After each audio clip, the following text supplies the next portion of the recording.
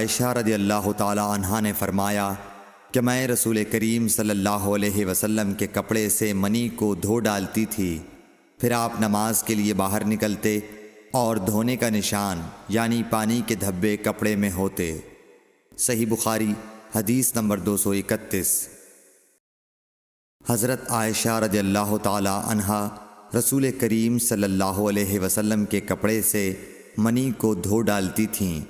وہ فرماتی ہیں کہ پھر کبھی میں ایک دھبا یا کئی دھبے دیکھتی تھی۔ صحیح بخاری حدیث نمبر 232۔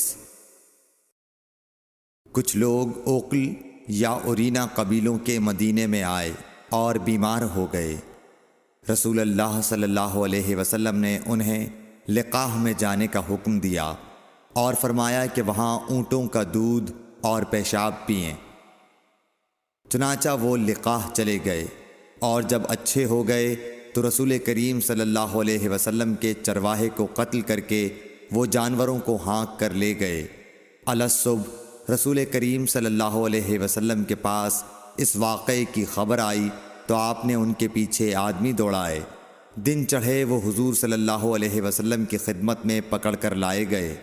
آپ کے حکم کے مطابق ان کے ہاتھ پاؤں کاٹ دیے گئے اور آنکھوں میں گرم سلاخیں پھیر دی گئیں اور مدینے کی پتھریلی زمین میں ڈال دیے گئے۔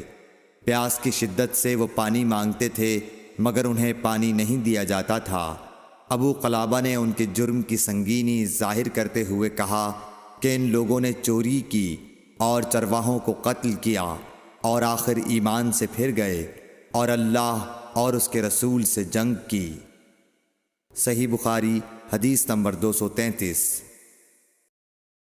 رسول اللہ صلی اللہ علیہ وسلم مسجد کی تعمیر سے پہلے نماز بکریوں کے باڑے میں پڑھ لیا کرتے تھے۔ صحیح بخاری حدیث نمبر 234۔ رسول کریم صلی اللہ علیہ وسلم سے چوہے کے بارے میں پوچھا گیا جو گھی میں گر گیا تھا۔ فرمایا اس کو نکال دو اور اس کے آس پاس کے گھی کو نکال پھینکو اور اپنا باقی گھی استعمال کرو۔ صحیح بخاری حدیث نمبر 235۔